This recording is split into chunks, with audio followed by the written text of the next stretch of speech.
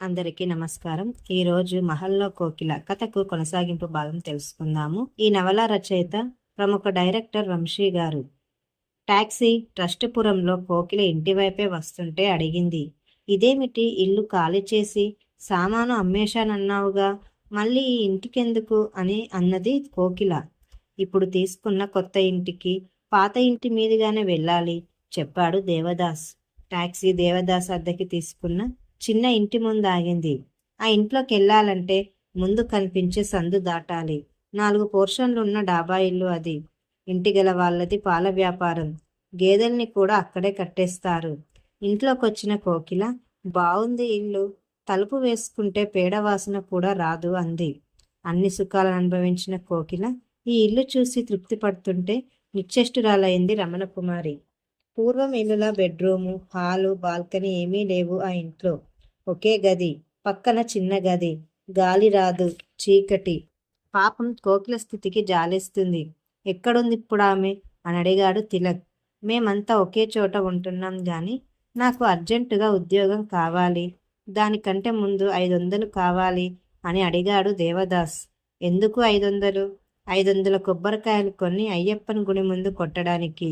ఎందుకంటావేంటయ్యా, త్వరగా ఇవ్వు, వెళ్ళాలి అని విసుక్కుంటూ తిలక్ని తొందర పెట్టేశాడు.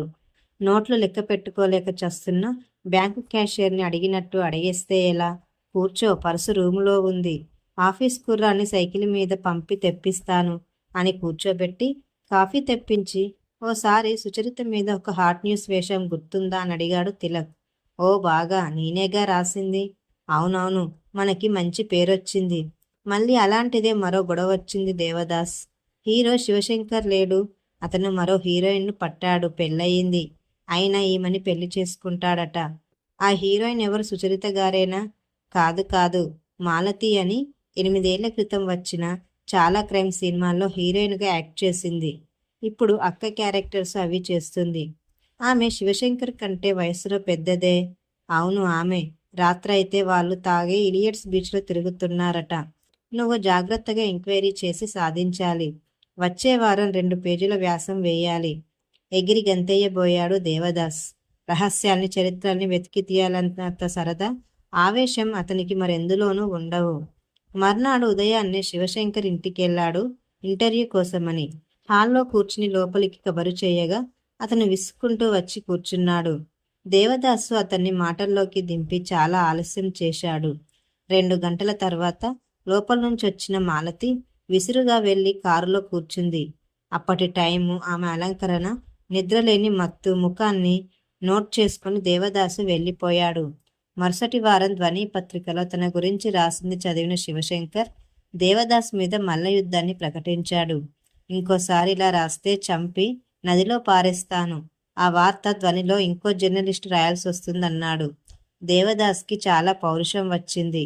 ఎలా చంపివేస్తాడో చూడాలని సరదా పుట్టి శివశంకర్ మాలతీల మీద ఎంక్వైరీ తీవ్రంగా సాగించాడు. మాలతి కారు డ్రైవర్కి, శివశంకర్ డ్రైవర్కి 200 ఇచ్చి జరిగిన కథలు, ఆ రాత్రి జరగబోతున్న సంగతులు వివరంగా తెలుసుకున్నాడు. ఒక రాత్రి మెరీనా బీచ్లోంచి సంగం హోటల్కొచ్చి కసాటా తిని రాజ్ హోటల్కి వెళ్ళిపోవడం స్పష్టంగా చూశాడు. వాళ్ళని ఫాలో అయిన దేవదాస్ వాళ్ళ అశ్లీల సంభాషణల్ని నోట్ చేసుకున్నాడు కూడా.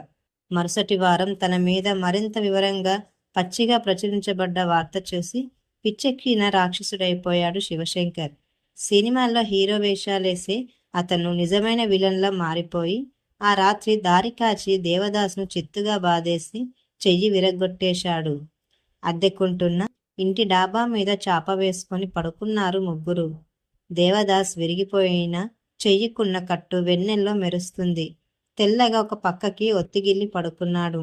ఈసారి ఫోటోలతో సైతం మళ్ళీ వేస్తాను. ఆ శివశంకర్ నన్నేం చేస్తాడో చూడాలని సరదాగా ఉంది అన్నాడు దేవదాస్. చంపేస్తారు వాళ్ళు, భయంగా అంది రమణకుమారి. చూద్దాం నా అనుభవం కూడా అని నవ్వుతుంటే దగ్గరలో పడుకున్న కోకిల ఏమీ మాట్లాడలేదు. వెన్నెల్ని చూస్తోంది. ఆమె ఎండిన పెదవులు వెన్నెల వెండి కాంతిపడి మెరుస్తున్నాయి. దేవదాస్, మనం ఏదైనా కొత్త చోటికి వెళ్ళిపోదామా? చాలాసేపటికంది కోకిల. ఎక్కడికి? అడవిలోకి. ఒక చీకటి గుహలోంచి ఈ జనం మధ్యకి నేనొచ్చి ఇది 6వ సంవత్సరం. ఈ కొద్ది కాలంలోనే చాలా అసహ్యాల్ని, చావుల్ని, గిజాటుని చూశాను. అడవిలో బావుంటుంది దేవదాస్ అని అన్నది కోకిల. అడవిలో ధ్వని లాంటి పత్రికలు, మీలాంటి మనుష్యులు ఉండరు. అప్పుడు నాలాంటి వాడికి పని అసలు ఉండదు. ఇక్కడే ఉందాం, అన్నిటినీ రుచి చూడాలి, అదేనట జీవితం అని నిద్రపోయాడు. కోకిల మళ్ళీ నర్తకిగా తను పుంజుకునే ప్రయత్నాలేమీ చేయడం లేదు. రోజులు చరిత్ర లేకుండా సాదాగా వెళ్ళిపోతున్నాయి. ఒకరోజు దేవదాస్ ఇంటికొచ్చేసరికి ఒక యువకుడు కోకిలతో మాట్లాడుతున్నాడు. రమణకుమారి అతనికి కాఫీ ఇద్దామని స్టవ్ వెలిగిస్తోంది లోపల. దేవదాస్ని చూసిన కోకిల అతనితో మాట్లాడండి అని వంటింట్లోకెళ్ళిపోయింది. ఆ యువకుడు తనని తాను పరిచయం చేసుకున్నాడు. నా పేరు దేవదత్ అని. ఆహా అని అతని దగ్గర సిగరెట్ తీసుకొని అంటించాడు దేవదాస్. నేనొక ఫిల్మ్ డైరెక్టర్ని. అఫ్కోర్స్ ఫ్లాప్ ఫిల్మ్ డైరెక్ట్ చేశాను. మీరు వినే ఉంటారు, మనిషి వెనక మనిషి. విన్నాను. చాలా మంచి సినిమా అది. అది ఫ్లాప్ అయినందుకు నేను చాలా బాధపడ్డాను దత్తుగారు. మన వాళ్ళు ఆర్ట్ ఫిలిమ్స్ చూడరు. శంకరాభరణం చూడలేదు. శంకరాభరణం ఆర్ట్ ఫిల్మ్ కాదు. ప్రతి ఫ్రేమును కమర్షియలైజ్ చేశాడు డైరెక్టర్. నేషనల్ అవార్డు ఇస్తూ ఇచ్చిన సర్టిఫికెట్లో కూడా aesthetic film with mass appeal అని రాశారు. అదే ఈసారి అలాంటి సినిమానే తీద్దామని ప్లాన్ చేస్తున్నాను. పేరు చరమగీతం. అది బాగా పోవకపోతే నా జీవితానికి కూడా చరమగీతం పాడేసుకుంటాను అని ఆరిపోయిన సిగరెట్ కిటికీలోంచి పారేసి రమణ ఇచ్చిన కాఫీ గ్లాస్ తీసుకున్నాడు. సరే, మీరొచ్చిన పని చెప్పలేదు దేవదాస్ అడిగాడు. కోకిల గారిని నా సినిమాలో నాయికగా బుక్ చేయాలని వచ్చాను చెప్పాడు దత్.